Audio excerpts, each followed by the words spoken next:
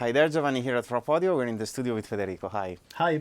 Now we are checking the 2806 in a more electronic context with some 808s. Yeah, exactly. So we have this 808 track that sounds like this.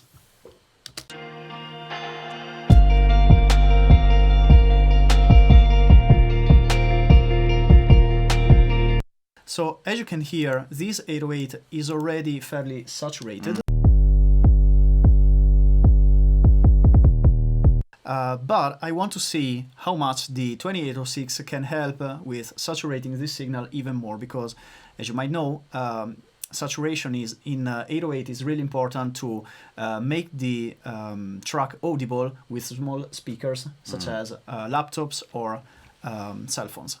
So just out of clarification, we're talking about the modern 808 sound. Yeah, not the classic 80s sound that some of us absolutely are more comfortable with. So. Yeah, so there's a couple ways we can saturate the signal even more with the pre and post mode for the compressor. However, the key is to set the attack and release time constants as quick as possible, so as fast as possible, with the classic mode disengaged. So in this way, let's try with the pre mode for the compressor.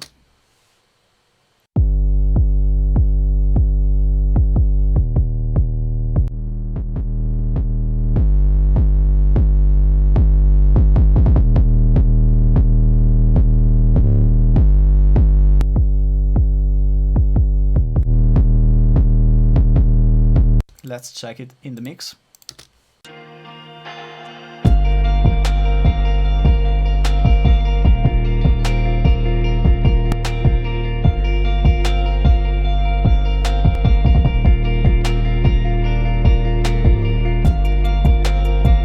It definitely cuts through the mix a bit more this way, okay? But take a listen at the character of the distortion, because in the other mode we're gonna set the unit in, it's gonna sound a bit different. So now that I printed the track, you can clearly see that all the transients have been completely obliterated.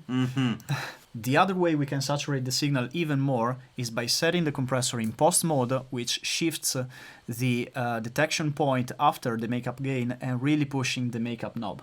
So this way it's gonna sound like this.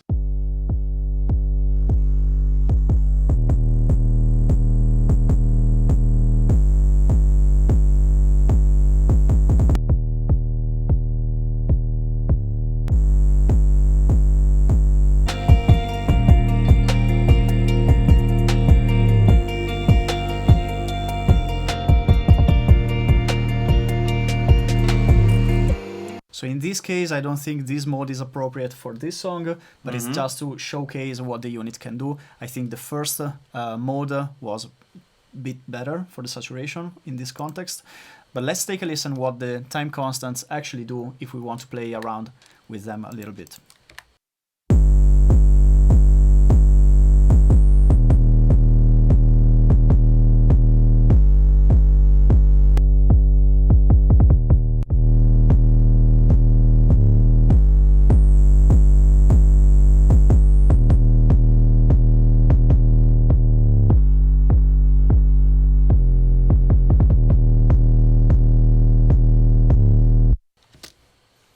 So of course, by making the attack and release slower, the effect is not going to be as dramatic, and again, by engaging the classic mode, it's going to be even smoother.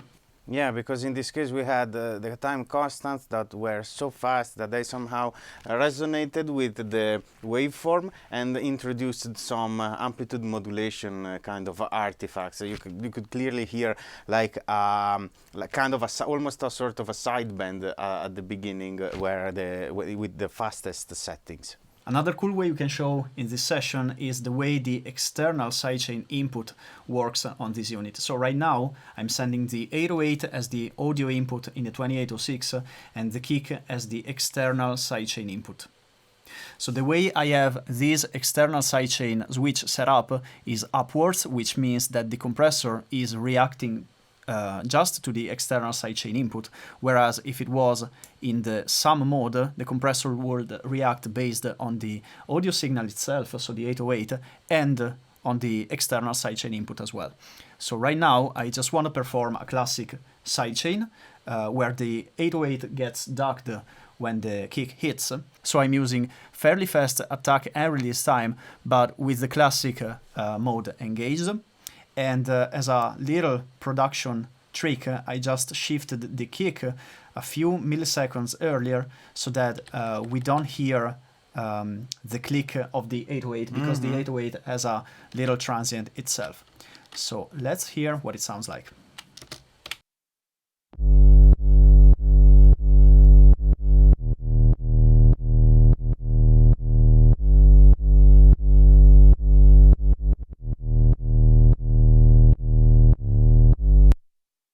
So if we want to be able to still retain some of the saturation we had before, we can take off the classic mode and put the external sidechain in some mode, and it's gonna sound like this.